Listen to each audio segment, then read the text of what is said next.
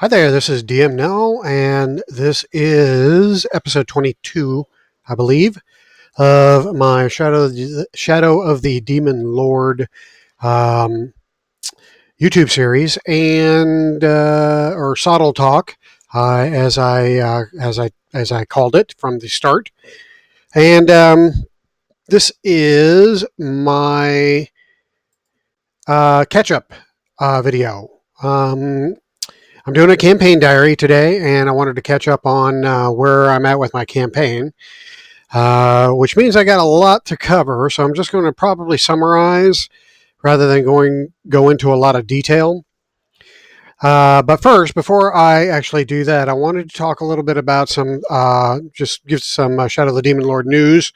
So first of all, I wanted to just remind folks that I have two token sets that are up on Roll20, and they are they're aimed at the Shadow of the Demon Lord GM. They feature several tokens that have Shadow of the Demon Lord specific creatures. Excuse me, and these are things that I drew for myself for my own campaign and for my own use. And I figured others could benefit from them as well. So I have them up on Roll20. There's two sets. They're called Bloody Tokens. And if you are interested, please take a look at them. All right, so that is the first thing. The second thing is I'm actually thinking about following up the token sets with an adventure. And I've started working on one. And when I started getting into it, I didn't realize how much work it would be because you can't utilize other people's art, which means that I would have to actually get permission to use other people's art, which means probably they'd take a cut of the adventure, which probably wouldn't be worth it, considering that you don't get all that much for adventures anyway. So I have been doing all the art for my adventure, and it's going to be a Shadow of the Demon Lord adventure. Although I think I'm also going to make a Dungeons and Dragons version of it. And the adventure will feature custom maps that I'm drawing, and also custom tokens.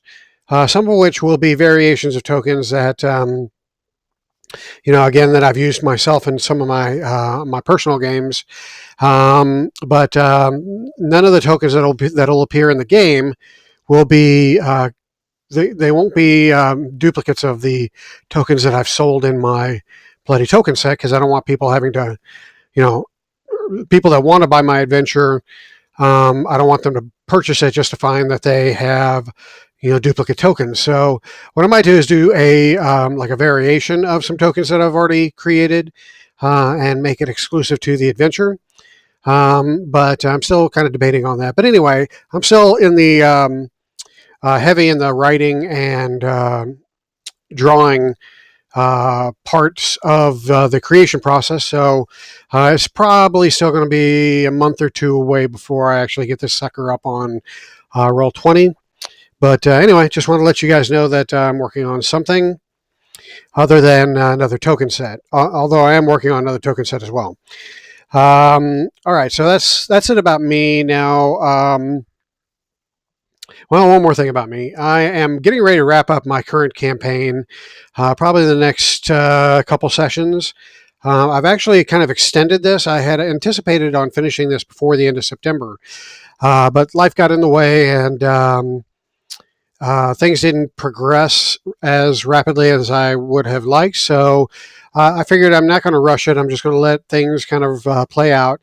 And so I anticipate probably another 2 or 3 sessions before this thing is wrapped up. So I'm looking at the end of October.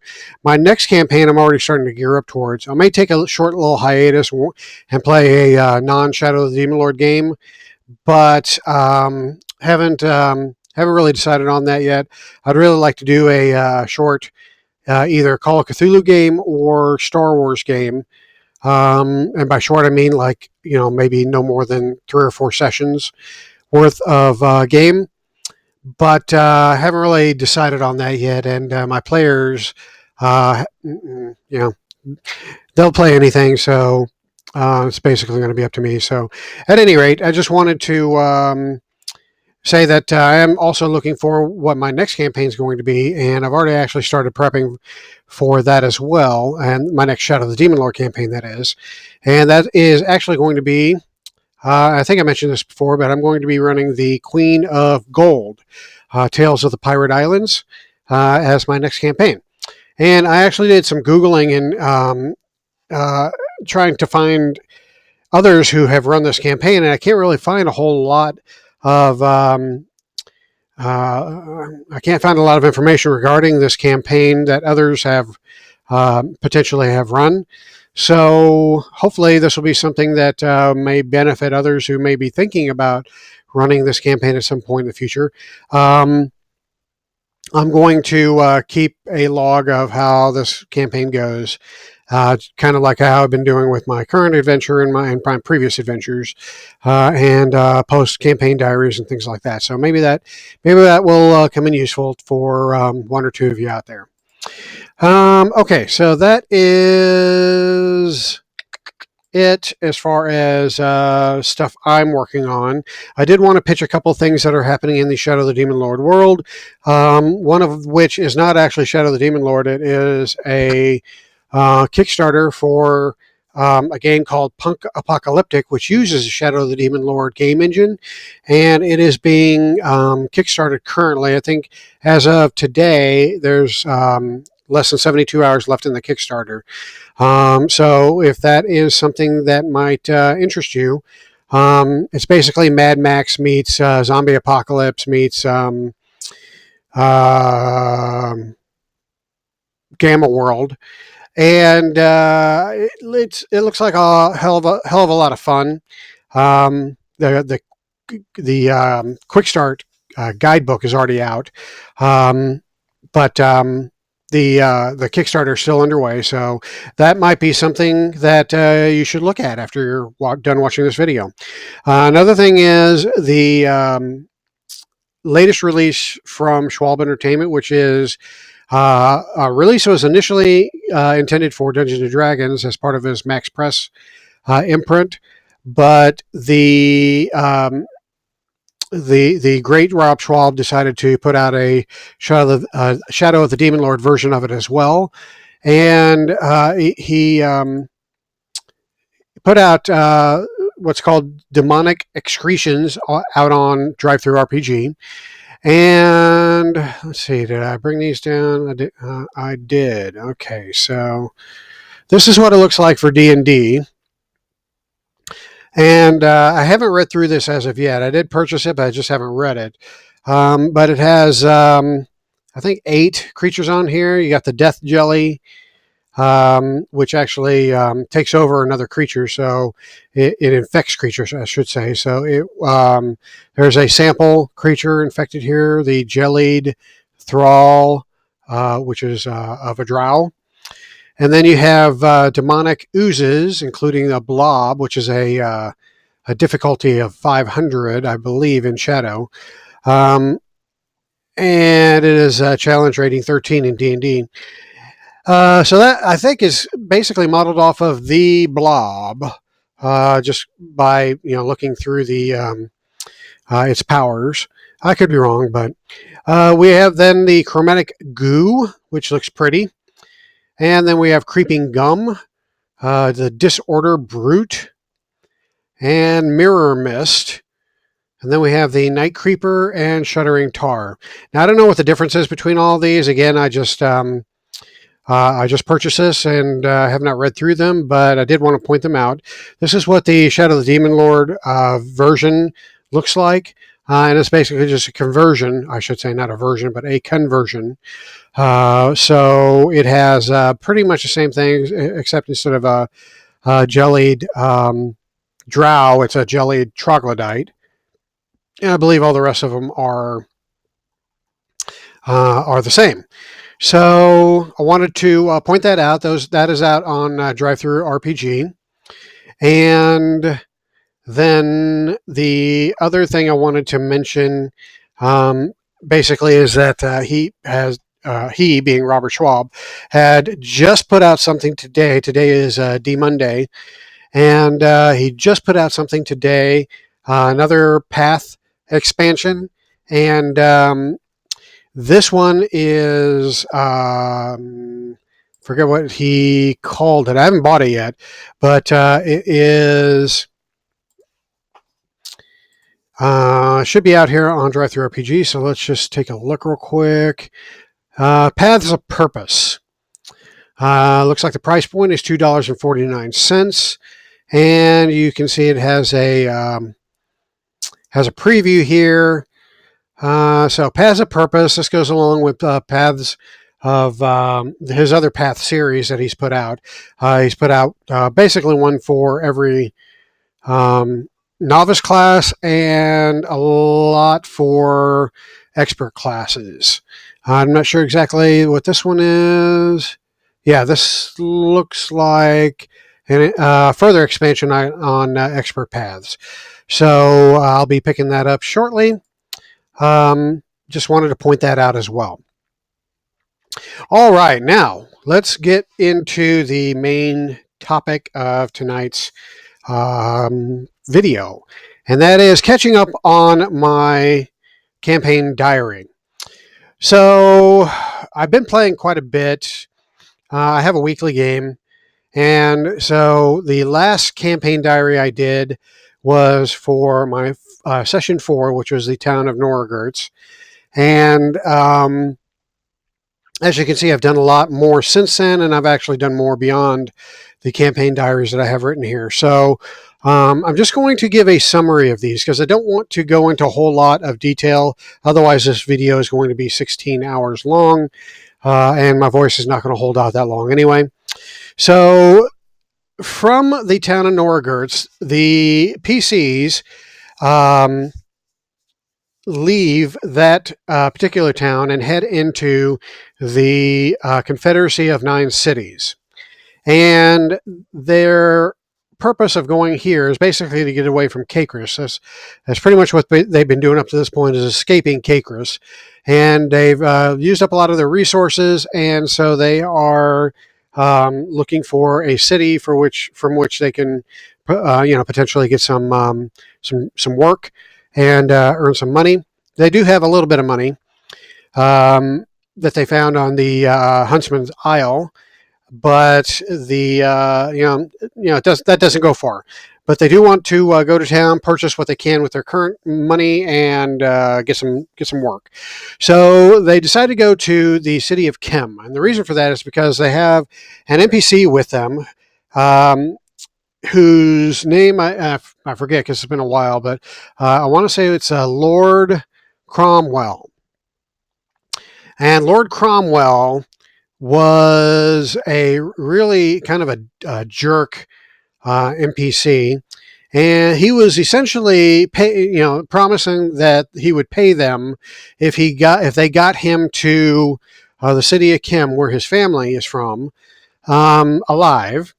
From Caicrus. So this goes back to session 1, where he was basically like, "Get me to Caicrus, and I will make it worth your while." So they're like, "Okay." They're headed towards the city of Gold, and before they get there, en route, while they're camping overnight, a earthquake kind of hits, and they determine that it's not really an earthquake, but rather a giant monster emerging from a sinkhole not far from their campsite. And when they go to investigate, this monster is easily 100 feet tall, just enormous, largest creature they've ever seen. And it basically emerges from the hole and just walks off towards the south, oh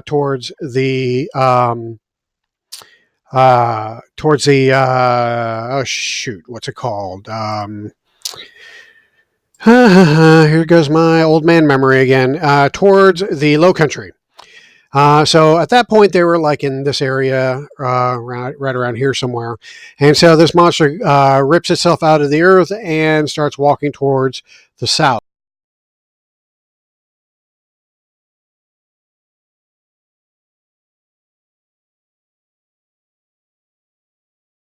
So that was just a kind of a weird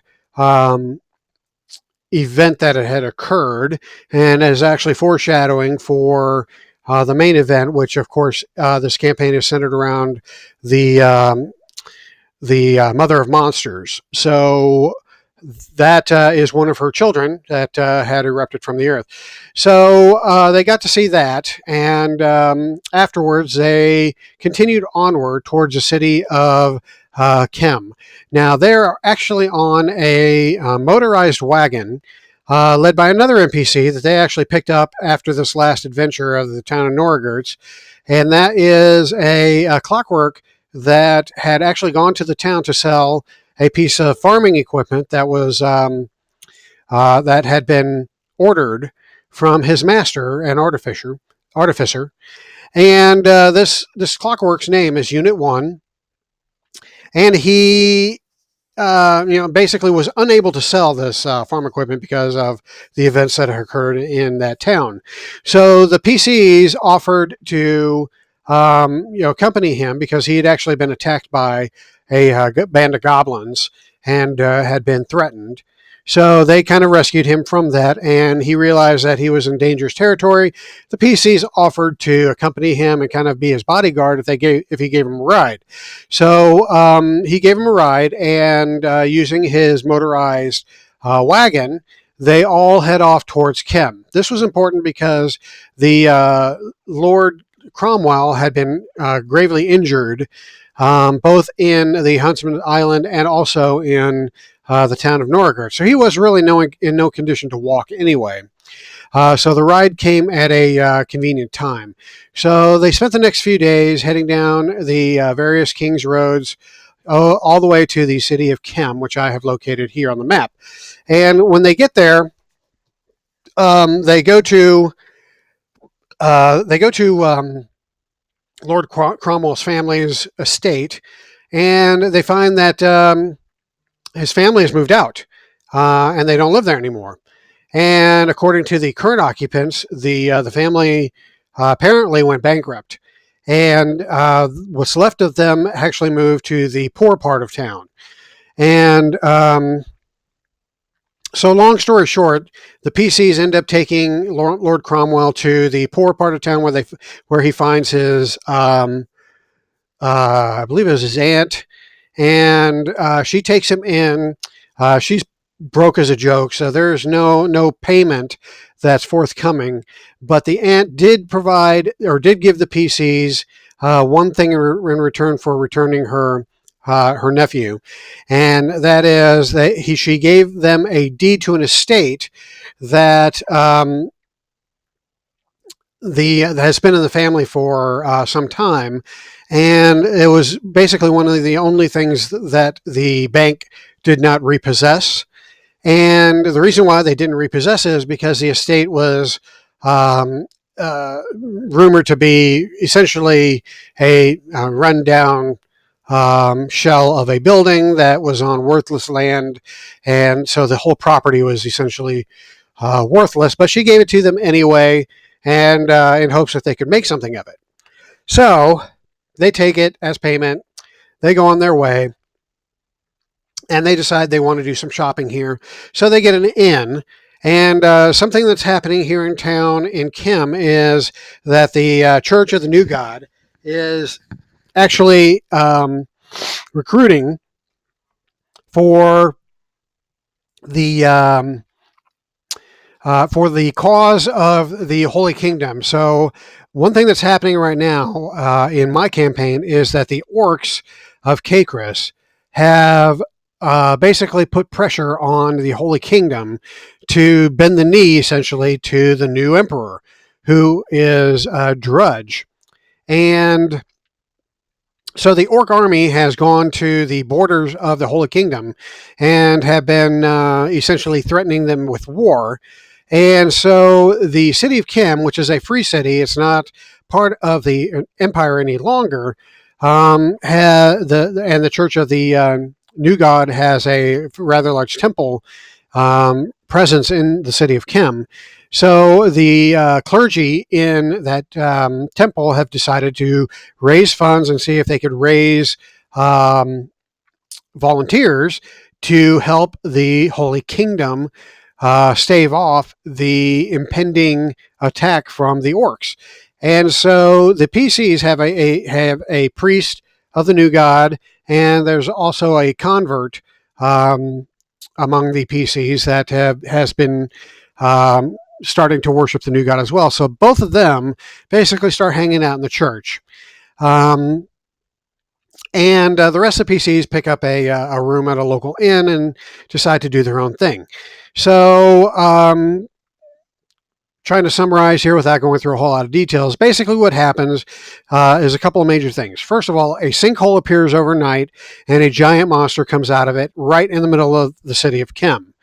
And what happens then is that monster basically goes off. It's kind of like a squid-like monster, and it goes off, um, destroys part of the city, and it just goes out into the ocean. And so the PCs hear about this, and they felt the tremors and saw the thing basically crumbling or crushing buildings as it was walking or slithering its way towards the ocean. So they got a glimpse of it. So it's the second giant monster that they've seen emerging from a sinkhole. And so the next day, the local government puts out a call for adventurers or people brave enough to go into the sinkhole to see if there are any more monsters like that coming out, and if possible, to put a stop to those monsters or whatever is summoning them, or at least to see where these monsters are coming from, so that they could try to do something to prevent them from coming through the sinkhole. So the PCs volunteer, and they weren't the first group to volunteer. There was another group that went into the sinkhole before them. But the PCs go in, and they eventually get down to the bottom. They find the first adventuring group down there dead, and there are a bunch of monsters running around down there, just small monsters that have also popped out of this sinkhole. But not nearly as, these are just normal sized monsters, not nearly as big as this gargantuan monster that came out. And I'm trying to find the city map for Kem, but I think I may have deleted it because I'm not saying. Oh, here it is, City of Gold. Okay, so just wanted to show you what the map looked like. So I altered it. So here's the sinkhole, and I had the monster, which was a squid thing, pop out of it and basically slither his way out of town. So the PCs go in to the sinkhole, lowered by an elevator that was constructed by the town's artificers overnight, and when they get to the bottom, they find the first band of PCs that went down dead. They find monsters down there, and then they find a cavern that has more troglodytes. Now they had already run into some troglodytes that had summoned some monsters on the Huntsman Isle, and now they found some more troglodytes down here. And the similarity is that the troglodytes are using the symbol of the Mother of Monsters to summon these monsters. And so, the PCs kind of figure that there's something going on. They're not really sure what it is, but it has something to do with troglodytes and the Mother of Monsters. That much they know.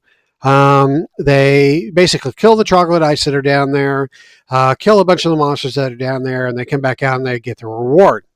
And so they spend another day in Kem. They spend some money, and they purchased some things. Now, one of the PCs, she decided to do some exploring, and she went to one of the taverns. There was actually a gambling hall. And there she got cozy with the owner of that gambling hall, who gave her his business card and decided, maybe we could do some business. So she takes a business card, but while this is happening, the other PCs that were working with the church to raise money for the city of, or for the kingdom of God, basically the town of Kem, although is not part of the empire, it was allied with the empire and was trying to placate Drudge. So by the Church of the New God here in town, raising funds to help resist Caicus, we'll put it directly at odds with the city government. So the city government had issued them a cease and desist order before the PCs had even showed up. And there had been a lot of tensions between the church and the city government, but the church, being arrogant, decided that the city government didn't dare do any, follow through with their threats. So they proceeded with their fundraising and their trying to get recruits. So the city finally decided they'd had enough, and while the PC was over here in the gambling hall overnight, the church raided the city government raided the church and arrested essentially all the senior clergy and put them in the town dungeons, including the two PCs that had been helping with the fundraising and the recruitment. So when the PC gets back to the motel room, they discover that the other two had been imprisoned, and so they decide to rescue them. So the PCs basically the following day go to the town dungeons. After purchasing some invisibility potions, and break into the dungeons and break the other two PCs out. So they decide to leave Kem at this point because now they're fugitives, and so they head out of town and go on towards their next destination, which would be the city of Lidge, which is the city of wonders, I believe is what its nickname is. And so that was session 5 and 6. And then session 7, which was an interlude.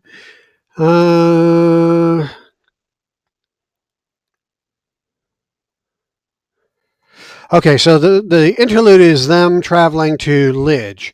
So when they get to Lidge, they go to the Unit 1's artificer master, whose name is Ronson the Artificer, and he's got a shop of mechanical wonders, and he grudgingly pays the PCs for helping out Unit 1, but then threatens to shut down Unit 1.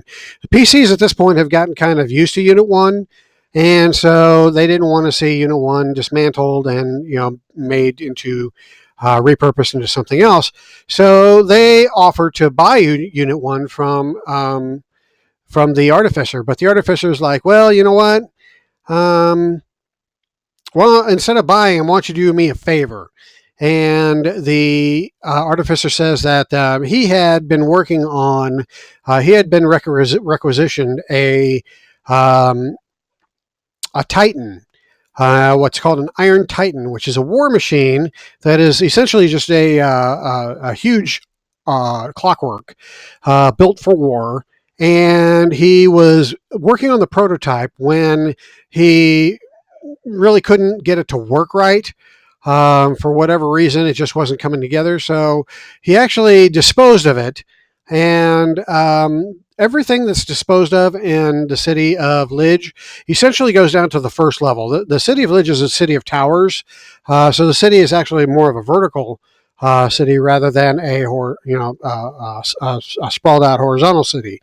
So, from the towers, all the the middle and upper class live in the towers, and the poor people live in the lower levels. And so all the junk from the towers essentially makes its way down to the lower levels. And so Ronson, the Artificer, disposed of this failed Titan, and went down the garbage chute and down to the lower levels. Well, it turns out that somebody or something had had managed to get the Iron Titan activated, and was now causing trouble on the lower level. Well, Ronson was afraid that this Iron Titan, who had this big old plaque bolted onto its side that tells the world that Ronson created it, and he was afraid that the town security would eventually catch up with this Iron Titan that's causing trouble on the first level, and tie it back to him. So he wants the PCs to find the Iron Titan, destroy it, and bring back his plaque, so this thing can't be pinned on him. So they're like, okay, we'll do your dirty work for you. So they get down on the first level, and they make their way into first of all, they run into some mutants down on the first level, because not only is the first level where the poor are, but it's also where a lot of the alchemy and magic gone awry, and artificery machines that have been disposed of. They end up down on the first level of the city, and so a lot of this stuff gets found and used by the people living on the first level, or even below the first level, and that would be in the sewers and the lower level below the first level of the city, or the ground level of the city. So the PCs run into some mutants down there, and then they run into some homeless people that basically point them into the sewers to find the person or the creature responsible for activating the Iron Titan, somebody that is referred to as the Emancipator. And apparently the Emancipator is a clockwork who is trying to get the clockworks of not only clockworks, but all the constructs of the city of Lidge to revolt against their slave masters. Because in my world, and I don't know how the official Lidge is, but in my world, the clockworks are in the city of Lidge. They're basically slaves to the artificers. They're sold to the rich, and so they are they're not free. They're not a free people, and they're barely even considered to be people. And clearly, in this town, they're considered to be property. So this caused a clockwork to revolt against the establishment, and the people have been calling him, or he's been calling himself, the Emancipator. And so the Emancipator is kind of a terrorist that has been causing trouble in town, and apparently he found this Iron Titan and somehow managed to activate it. So the PCs are directed into the sewers to go find this Emancipator. And they also warned that there's a goblin colony down there as well. Now, the goblins are pissed off in Lidge also, because these constructs and these machines have been taking away their livelihood. Goblins are known for enjoying dirty places, so they're the epitome of the dirty jobs people. And so, they take all the sewer work, they take all the trash work.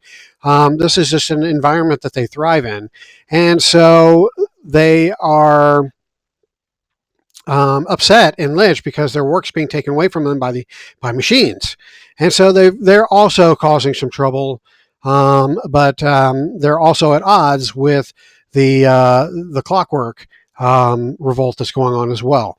So the PCs have been warned about this. They go into the sewers, and they first encounter the goblins. They encounter a couple of goblins in one of the sewer passages, and instead of killing them, they get the goblins to show them where the clockwork headquarters is at.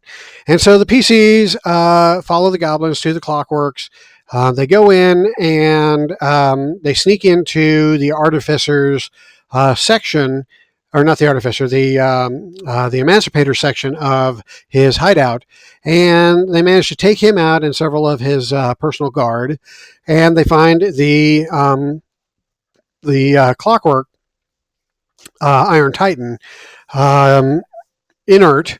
And so they take a bomb that Ronson had given them and place it inside the Iron Titan, and they basically explode it, also destroying the headquarters of the Emancipator and all of the clockwork revolters that are in there. And so they leave that section of the sewers, and they take with them some of the loot that they found. And one thing that they include that was included in that is the key of the artificer, or the I keep saying artificer, of the Emancipator, which they found after the explosion and all the dust and all that stuff settled. They found a key that was clearly the key that had run the Emancipator. So they take that because it had some kind of magical tingle to it. So they wanted to try to figure out what it did. So they take that. They head back up to the tower. They get paid from Ronson, the artificer, and then they decide to spend some time in Lidge to buy some stuff. However, their rogue goes missing. And this is the same character that had left in the city of Gold and had conversed with the owner of the tavern and of the gambling hall.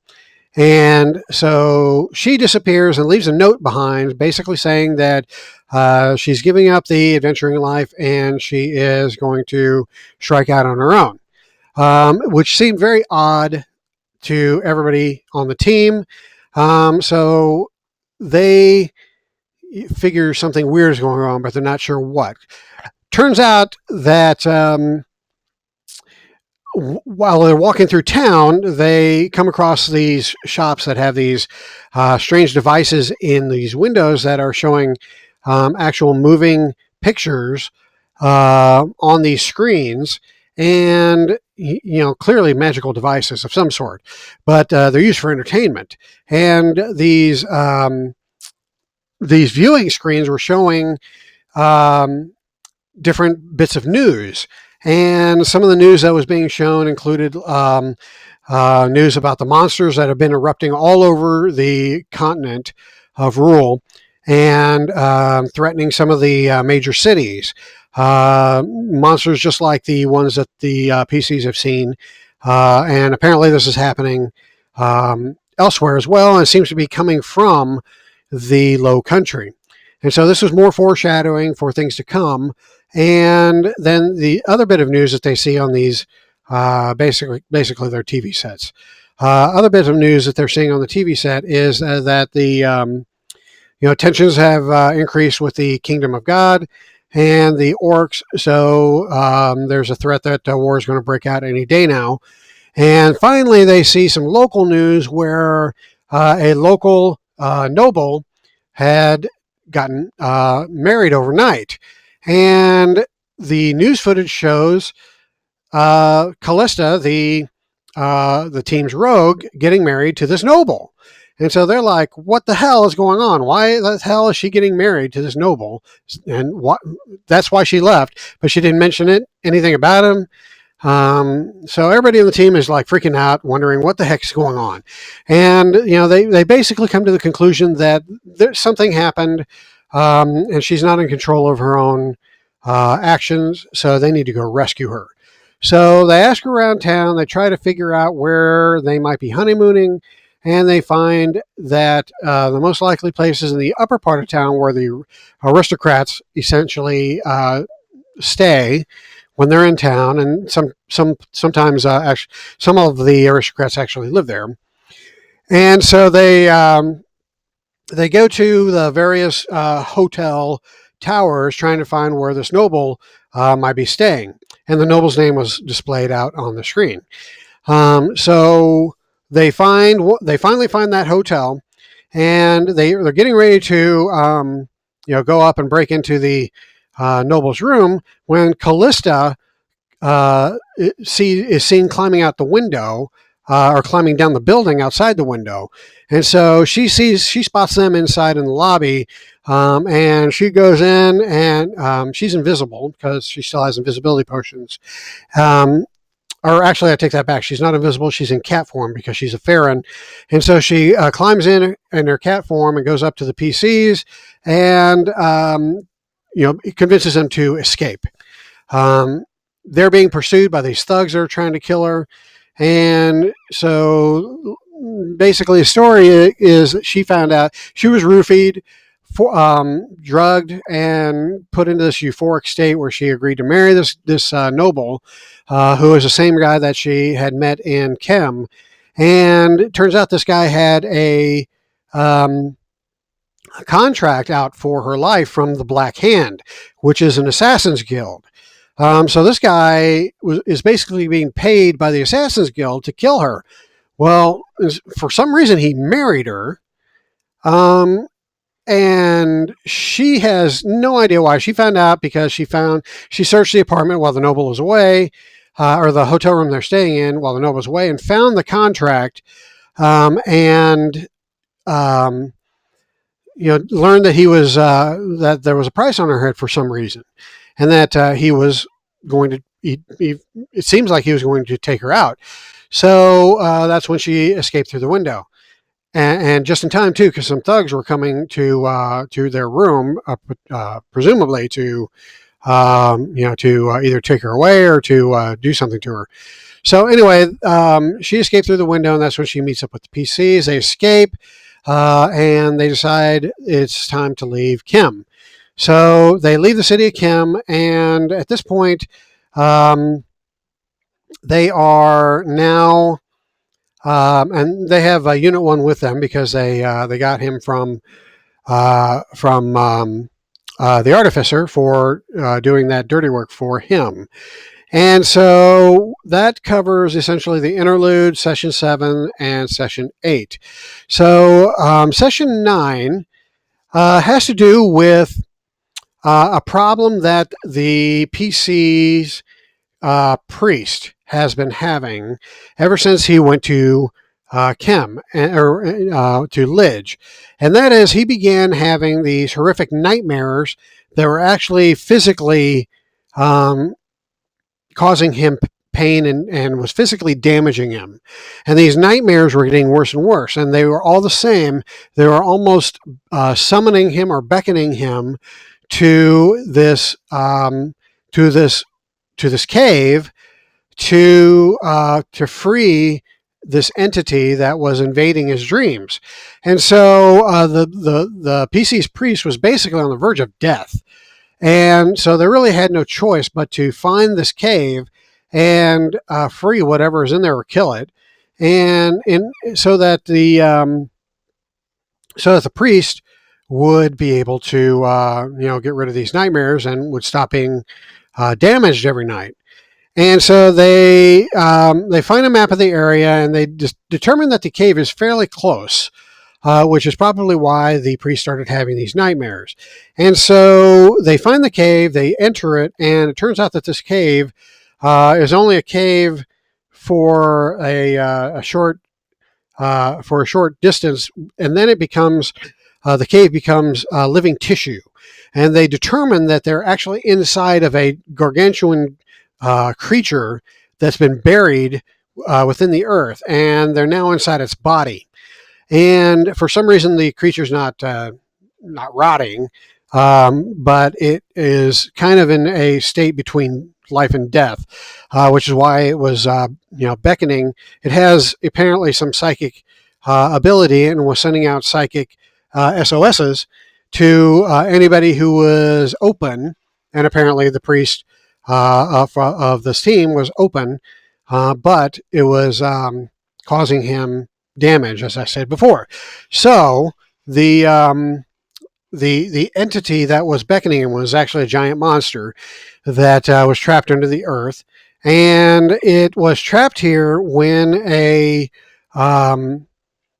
paladin of the new god, or I don't remember if it was a paladin of a new god or just a paladin of an unspecified god. But this was this monster was buried here a couple thousand years ago, which predates the new god, Church of the New God. It was actually from a undetermined god, and a paladin of this undetermined god had been swallowed by this monster. But instead of dying, the paladin made its way to the monster's heart and buried his magical or holy axe in the creature's heart, which caused it to not die, but it also caused it to stop living. And over time, its body was essentially covered by the earth and buried.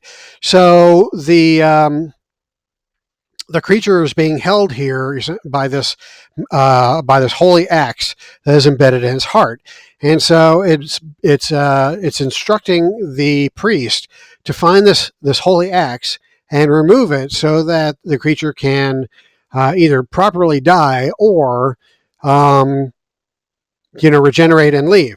So reluctantly, the priest agrees because it is, the psychic dreams are killing him. But the priest also had a premonition way back in session 0 that at some point he would be finding a holy weapon that would enable him to fight against an elder evil that was going to threaten the world. And so the vision that the priest had way back then matches the scenario that he's in now. So this whole setup apparently was foretold by the new god, and so the priest um, knows that this weapon is something that he's meant to retrieve. So, excuse me, the priest goes and with the rest of the PCs, they wind through the internal organs of this monster, and they fight the creatures that have actually made the interior of this monster their home. And they find the heart, and the weapon is right there embedded in the heart. The priest takes the weapon out of the heart. The heart starts beating again, and so the creature begins to regenerate, which means that the PCs have to escape before the monsters. Metabolism kicks in and starts fighting the PCs and trying to digest them. So they manage to escape, and they leave the area. And so that was session 9. And so now they're just kind of in between sessions. They really don't know what they're going to do. They decide to go to the city of Nessus, which is the next city down from Lidge. And so they went from Chem to Lidge to Nessus. And so that cave was like right around here somewhere. No, I take it back. What was that cave? I can't remember. Anyway, it was it was somewhere in between Nessus and Lidge. So they start walking towards Nessus when they come across these train tracks, and they knew that there was a train network that flowed between all of the cities of the Confederacy, because that was one of the wonders that they had learned about when they were in Lidge. But they didn't think to take the train, and so they began walking, following the tracks, and they eventually come to a small town, a small village, where there is a train hub.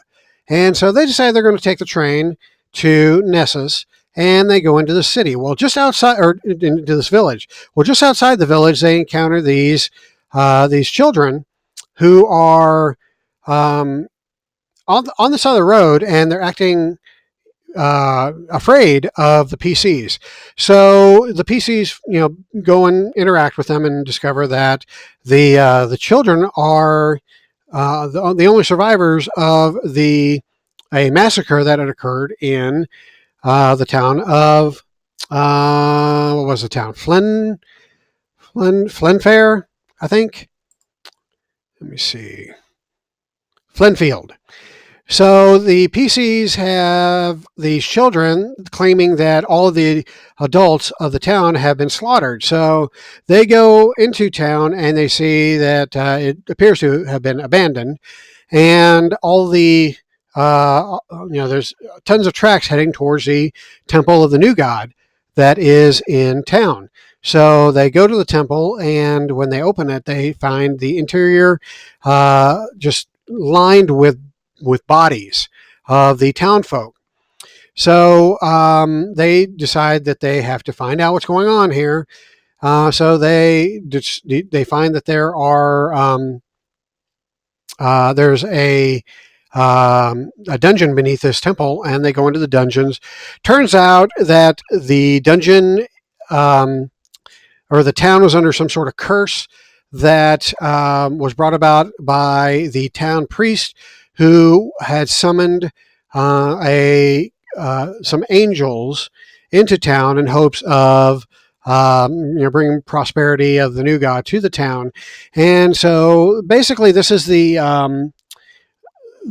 adventure that actually is one of the official adventures for the Shadow of the New God, and it is called Quintet. It's an expert tier adventure, and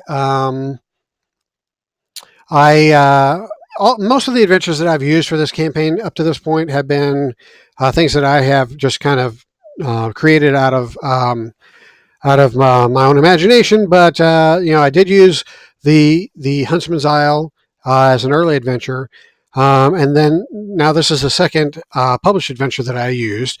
And so Quintet looked like an interesting adventure, and I wanted to fit it in my campaign somewhere. And since they were kind of in between adventures, I figured I will go ahead and squeeze this in, and so I did. So this is an adventure where a town is cursed by these corrupted angels. And in Shadow of the Demon Lord, angels are actually devils. So they just pose as angelic holy creatures, but in fact they're really just trying to steal your soul. So this adventure goes through the dungeons below town, and you can see these are all the levels of the dungeon. And so the PCs go through each level trying to figure out what's going on. They encounter these angels, and they essentially fight them all in the final level of this dungeon, and they end the curse. So the curse is ended, but unfortunately the town folk are dead. When they leave to go tell the children that the curse is over, and take them somewhere where they can start a new life, they find out that the children were actually possessed, and in their absence, they dismantled Unit 1 and stole his key. So the PCs are, double crossed by these rotten brats that were possessed, and so they take Unit 1, hop on the train. The dismantled Unit 1 hop on the train, and they head to the next town, which is Nessus. And so in Nessus, they get to that city, and Nessus is pretty run down. It's the oldest of the Confederacy of the Nine Cities. Most of it has been abandoned, but there are still parts of it that are active, and the port is probably the most active area. So the PCs go there, and they find an artificer that can help them put Unit 1 back together again. But the artificer says he's missing his key. So the PCs give the artificer the key of the emancipator, hoping that the magic of that key would help bring Unit 1 back to life. So they leave Unit 1 with the artificer overnight to go find a hotel room, and during their stay in the hotel room, they are visited by the Black Mage of the Order of Mages that reside in the Tower Arcane in Caicris. So this mage is the one that had enabled them to escape Caicris, and he appears in their room and passes out. He is his robes are tattered, and he is gravely injured. And so apparently he's been in some kind of fight. So he appears in the room and passes out. The PCs heal him up and ask him what he's doing there. And he says that he found them because of the reliquary that he had given the priest, and he was able to hone in on that in order to appear to them. And he came to beg for their help, and he then tells them that um, the the monsters that are appearing all over the continent are the result of the mother of monsters breaking free from her prison and giving birth to all these monstrosities. And she has a lair in the low country, and she is just spitting out monsters, which are just swarming out of where she's staying in the Red Rock Canyon. Now I use this blood spot right here that kind of looks like a canyon to me, and I just called it the Red Rock Canyon. I don't think there's actually a canyon in the Low Country, but I threw it in there because why not? So he begs the PCs to help him destroy the Mother of Monsters, and they're like, "Oh, how are we going to do this?" And or why should we do this? And he says that the Mother of Monsters is free because of the order of uh, the Tower Arcane. And so he goes in this big long story about how the order had originally come from another land, another continent, um, and that order had tapped into some power and used some forbidden magics that they could not control, and inadvertently opened a realm into, or opened a doorway into this other dimension, and monsters just started pouring out. And so they weren't able to seal the realm, but they were able to use their magic to contain the monsters on their home island continent. So they escaped um, with their magic, trapped the monsters on that island, and they came to rule. And this was like 1,000 years ago. They came to, or not quite 1,000, about 800 years ago.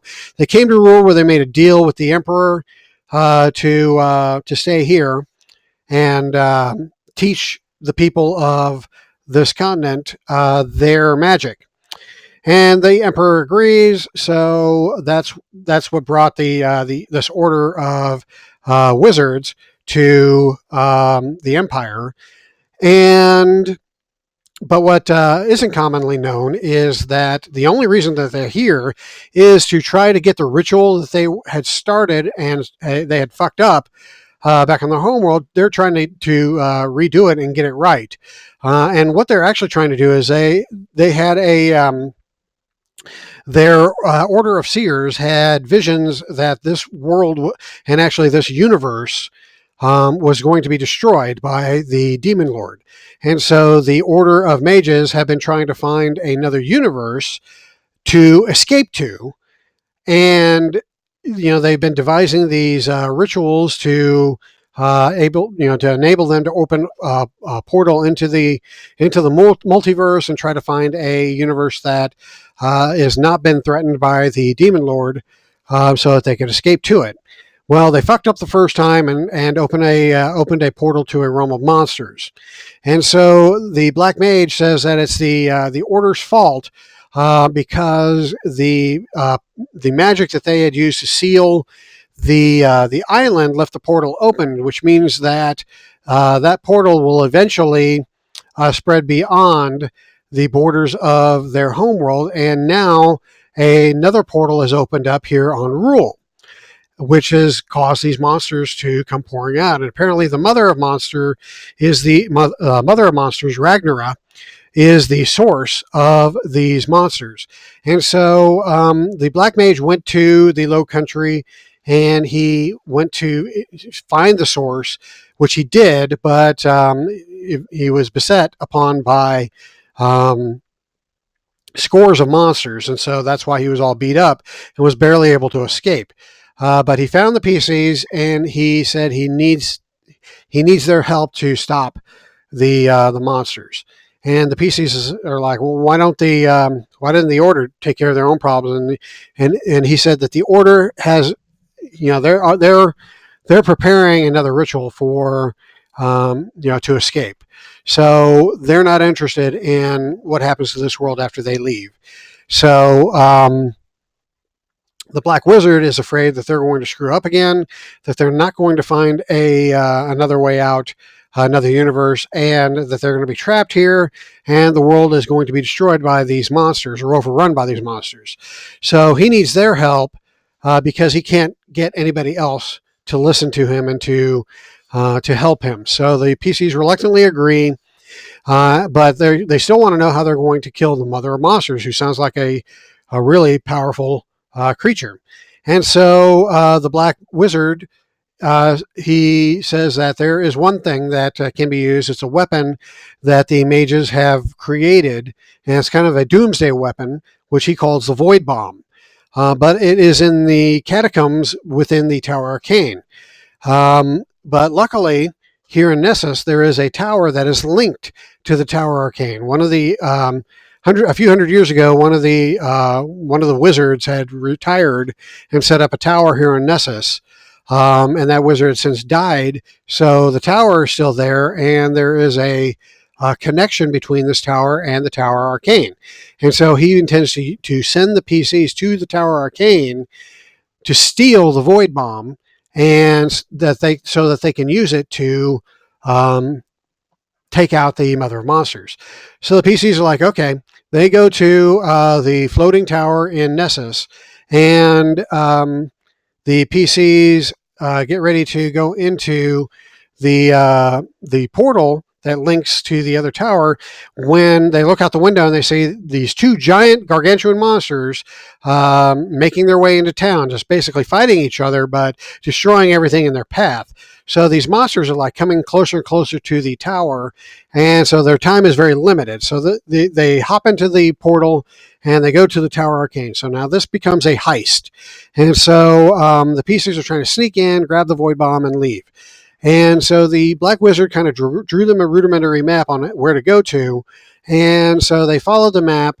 They sneak into the tower. They had to unlock these different keys in order to get to the vault that has the Void Bomb in it. And so when they do that, they encounter the golem that is guarding this level of the tower, and so they have to fight the golem.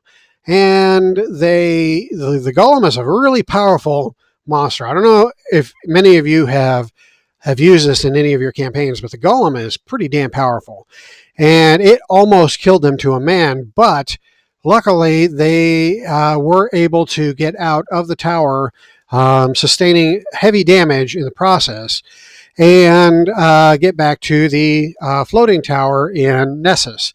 Well, by this time, the two giant monsters in Nessus were right next to the towers, and their fight was threatening the tower itself. It had already ripped off the top part of the tower, and I want to show it to you because it's a pretty cool map. Nope, that's not it. That's not it. Let me see if I can find it.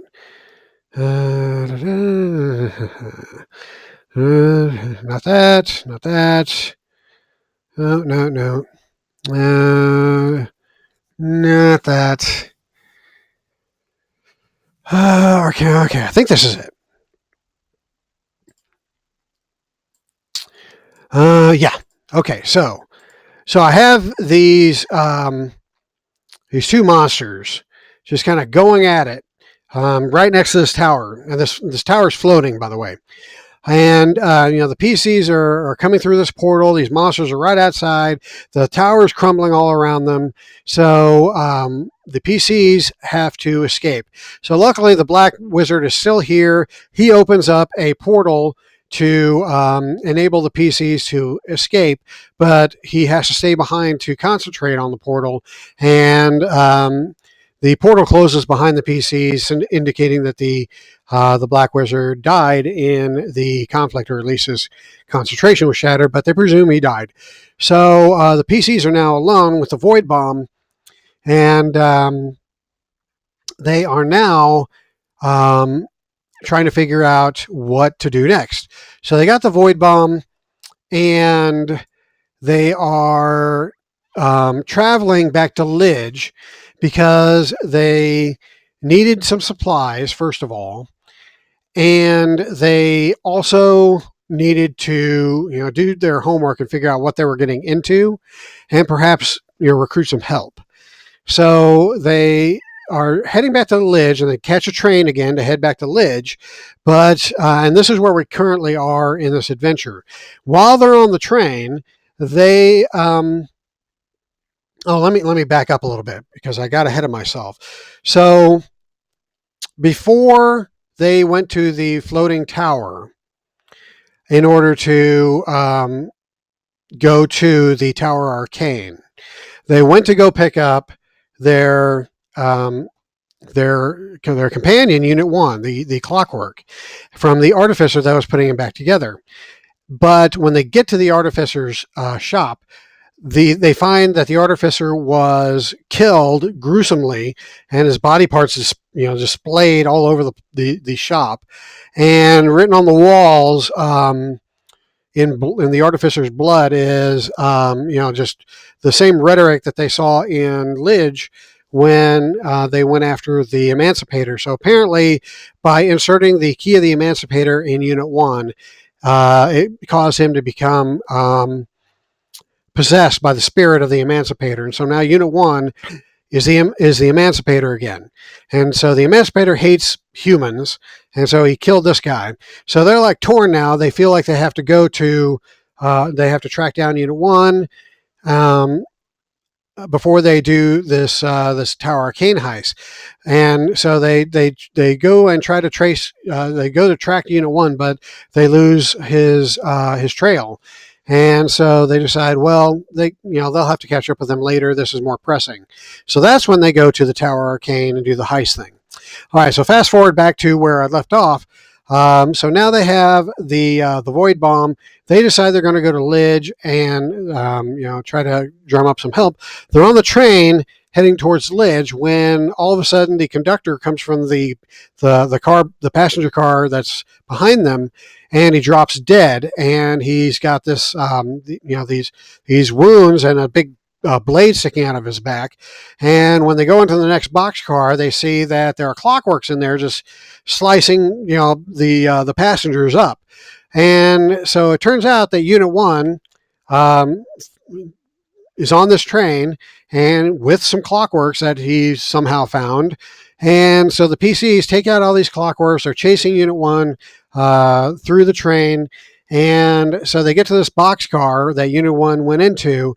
They get ready to go into it, but then this iron titan bursts out of the top of this boxcar and is getting ready to attack the PCs.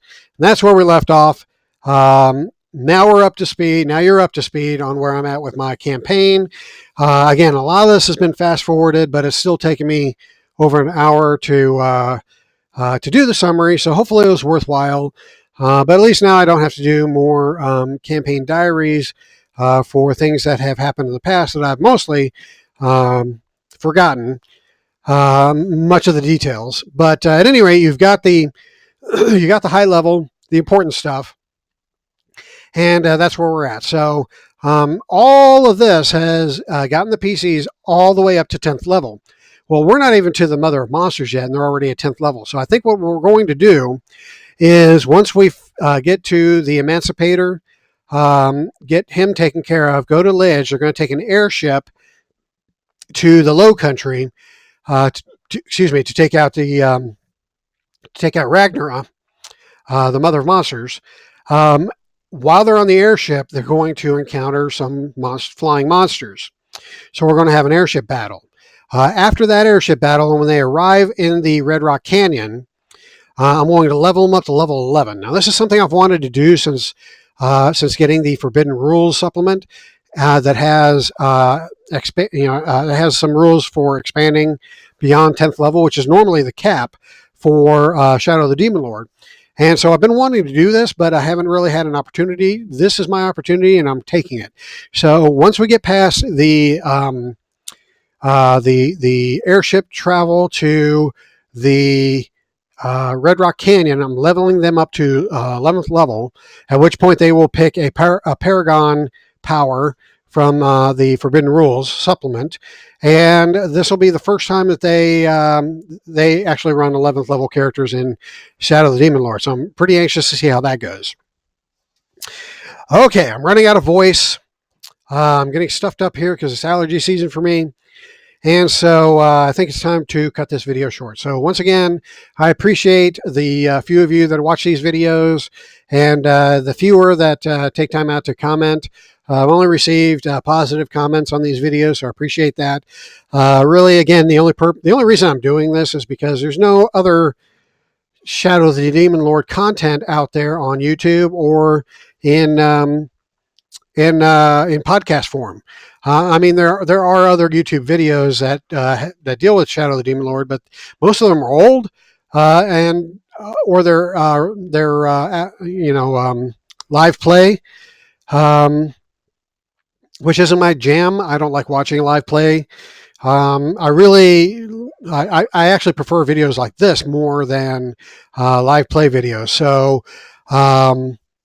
So at any rate, that's why I'm doing these videos, because there's really, for Shadow of the Demon Lord fans, there's really not a whole lot of content out there. So I'm just doing my part for the community, be it as rudimentary and amateurish as it is. As you know, I don't edit any of my videos. I don't put any fancy special effects or anything like that. Basically, just go through my Roll20 account and my own personal blogger and YouTube and my Google Drive, where I keep all my Shadow of the Demon Lord stuff in order to narrate my videos for whatever topic I'm doing. So that's a purpose. It's not out of any sort of vanity. I don't really care how many views I get. I'm not making any money off of this. It's really strictly for the community and really just trying to grow the community to keep this game alive. Because Shadow of the Demon Lord, as I've said in many of my other videos, is my favorite RPG. It has become even more of my favorite than Dungeons and Dragons, which has always been my favorite.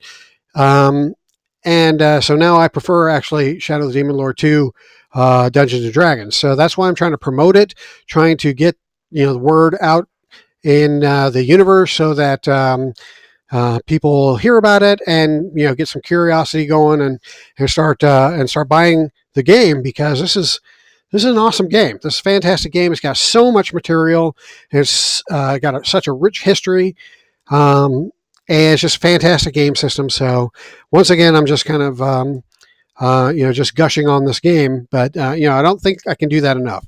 So I don't work for Schwalb Entertainment. I don't think the dude knows I exist, but I'm just doing this because I truly enjoy this game, and I wanted to stick around for as long as possible. So anyway, thanks again for watching, and we'll go ahead and wrap it up here. So with that, I will say the usual thing I say at the end of every video, which is an awkward hail.